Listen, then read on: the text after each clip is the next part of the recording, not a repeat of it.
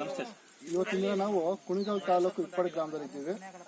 ನಾವು ಈ ಗ್ರಾಮದಲ್ಲಿ ಕೃಷಿ ಹವಾಮಾನ ವಿಚಾರವಾಗಿ ಸಾಕಷ್ಟು ಕಾರ್ಯಕ್ರಮ ಮಾಡಿದ್ದೀವಿ ಮತ್ತು ಈ ಗ್ರಾಮದ ಒಂದು ರೈತರ ಮೊಬೈಲ್ ನಂಬರ್ ತಗೊಂಡು ನಾವು ಅವ್ರಿಗೆ ವಾಟ್ಸಪ್ ಮೂಲಕ ಮೆಸೇಜ್ಗಳನ್ನ ಕೂಡ ಕಳಿಸ್ತಾ ಇದ್ದೀವಿ ಮತ್ತು ಅವ್ರ ಕಾರ್ಯಗಳು ಕೂಡ ನಾವು ಕಾರ್ಯಗಳು ಮಾಡೋದ್ರ ಮೂಲಕ ನಾವು ಮಾಹಿತಿ ಕೂಡ ಕೊಡ್ತಾ ಇದ್ದೀವಿ.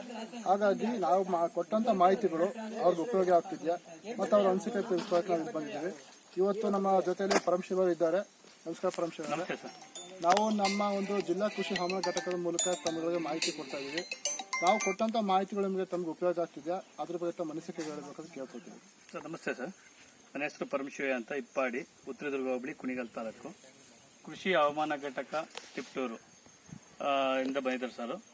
ನಮಗೆ ಇದು ಕೃಷಿ ಇಲಾಖೆ ಒಂದು ವಾಟ್ಸಾಪ್ ಗ್ರೂಪ್ ಮಾಡಿದ್ದಾರೆ. ಗ್ರೂಪಲ್ಲಿ ಇವರು ಒಂದು ವಾರದಲ್ಲಿ 2 ಬಾರಿ ಕಳಿಸ್ತಾರೆ.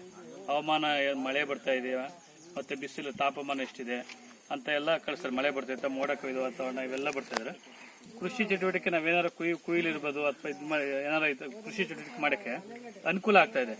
ಮಳೆ ಸ್ಟಾಪ್ ಮಾಡೋದು, ಅವತ್ತು ಕುಯ್ಯೋದು ಬೇಕಿರಲಿಲ್ಲ, ಮತ್ತು ನೀರಿಂದೆಲ್ಲ ಮೇಂಟೈನ್ ಮಾಡೋಕ್ಕೆ ಇವೆಲ್ಲ ಮಳೆ ಬರುತ್ತಾ ಇಲ್ವಾ, ಎಷ್ಟು ಪರ್ಸೆಂಟೇಜ್ ಬರುತ್ತೆ, ವಾರದಲ್ಲಿ ಎಷ್ಟು ದಿವಸ ಮಳೆ ಇದೆ ಎಲ್ಲ ವಿವರವಾಗಿ ತಿಳಿಸ್ಕೊಡ್ತದ್ರಿಂದ ನಮಗೆಲ್ಲ ಕೃಷಿ ಚಟುವಟಿಕೆ ಎಲ್ಲ ನಮ್ಮೆಲ್ಲ ರೈತರಿಗೆಲ್ಲ ಅನುಕೂಲ ಆಗ್ತಿದೆ.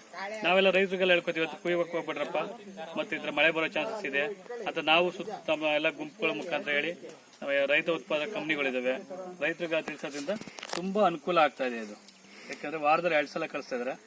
ಇದು ಈ ತರ ಕಳಿಸೋದ್ರಿಂದ ಇನ್ನೂ ಹೆಚ್ಚಿನದಾಗೆಲ್ಲ ರೈತರುಗಳು ಈ ತರ ಗುಂಪು ಮಾಡಿ ಮತ್ತೆ ವಾಟ್ಸ್ಆಪ್ ಗ್ರೂಪ್ ಮಾಡಿ ಕಳಿಸೋದ್ರಿಂದ ರೈತರಿಗೆ ಅನುಕೂಲ ಆಗುತ್ತೆ. ಯಾಕಂದ್ರೆ ಮಳೆ ಕುಯ್ದು ಫುಲ್ ಬೆಳೆ ಹಾಳಾಗೋದ್ ಬದಲ ನೋಡಿಕೊಂಡು ವ್ಯವಸಾಯ ಮಾಡೋದ್ರಿಂದ ಅನುಕೂಲ ಆಗ್ತದೆ. ಸರ್, ನಾವು ಕೊಡುವಂತ ಮಾಹಿತಿ ಅನುಕೂಲ ಆಗ್ತಾ ಇದೆ. ಸರ್. ಸರಿ ಸರ್. ಪರಮೇಶ್ವರ, ತಮ್ಮ ಒಂದು ಅಭಿಪ್ರಾಯ ತಿಳಿಸೋದಕ್ಕೆ ಧನ್ಯವಾದಗಳು. ಧನ್ಯವಾದಗಳು.